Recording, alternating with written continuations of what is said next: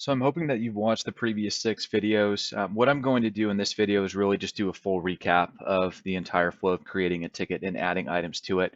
This one's going to be a little bit quicker. However, I do want to go through the whole flow of it and kind of provide you with a video to do that. So when we're adding a new ticket, we first need to find our project. We're going to select the Add tab.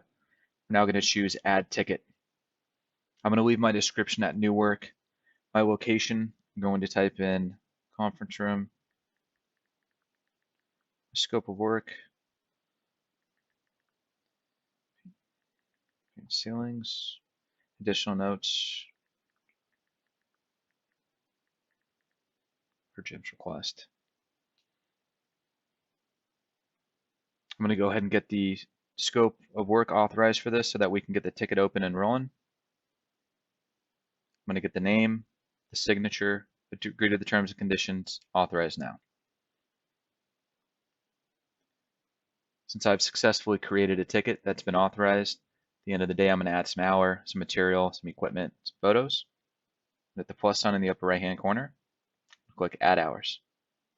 I'm happy with today's date. I'm going to select Add. I know I'm going to Painter. I'm going to find myself as well as Greg. I'm going to click Confirm to continue to the input. I'm putting in 8 hours for Chris, 8 hours for Greg, but Greg was overtime, so I'm clicking on the rate type, and I'm going to change that to overtime. So I'm going to drag that to overtime, and I'm going to click Done. I'm going to go ahead and click Done here. I get my summary screen. From here, I need to show the summary screen to the general contractor, letting them know that, hey, these were the 16 hours of work that was completed today on this T&M ticket. Create and get authorization. This brings us to the signature page.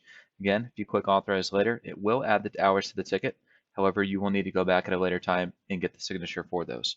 If Mike's available to sign, I'm going to go ahead and choose his name. Mike's going to sign off on the phone for us. Agree to the terms and conditions. Again, you may need to scroll down to find that button. We're going to go ahead and click authorize now. I've successfully added 16 hours to that ticket. I can see that on my total hours. Adding material, I'm going to hit the plus sign. And I'm going to click Add Materials and Equipment. If I'm happy with today's date, I'm going to select Add. I go to Primers Interior. Actually, I'm going to go to Interior Finishes. Back to my eggshell. Again, I can click on the category to expand these. Some tape.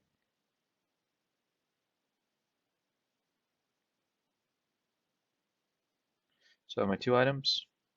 Within this last category, I'll click Confirm. And if I had one of each of these, again, the quantity is how many I had. My size, I look at my cheat sheet. Size for all of these are going to be 1. Quantity 1, size 1. Again, so the quantity is how many you had, how many you've used, and the size. We'll look at the cheat sheet. On most of these, it's going to be size equals 1. When I'm happy with that, I'll click Done. Brings me to my summary screen. I'm going to go ahead and delete this blue tape by clicking the big red obnoxious X because I didn't need to have that in there. I'm going to click Submit. I successfully have logged material. Shows down here I've got 2. Lastly, I'm going to add a photo. So I'm going to hit the plus sign in the upper right hand corner. I'm going to choose Add Photos. I'm going to select Take a Picture. Take a photo. I'm going to select Use Photo on the bottom right. After it's loaded, I'm going to go ahead and select OK, which is going to bring me back to my ticket screen, ticket homepage, I'm sorry. And I know that I've completed all the work on this. I haven't been asked to do anything additional on this ticket, and I want to let the office know that I am done with this ticket. The work has been completed. So I'm going to click Mark for Review. Are you sure you want to mark this for review? Yes.